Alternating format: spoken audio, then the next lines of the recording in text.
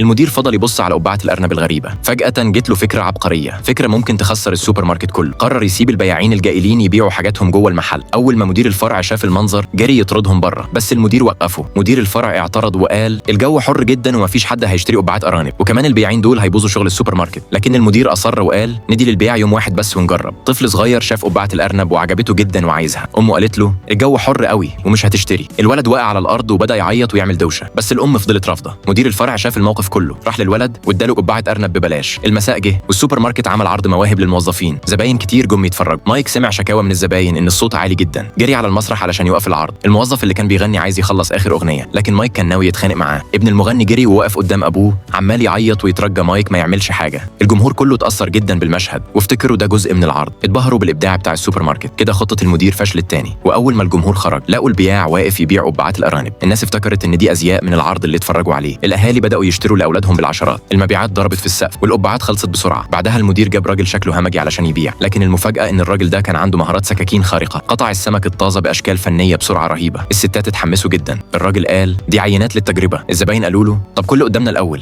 أول ما حط السمك في بقه مسك رقبته كأنه بيشرق. الناس اتخضت، لكن طلع بيعمل شو بس علشان يبين قد إيه الأكل لذيذ. الستات اتخانقوا مين تشتري الأول.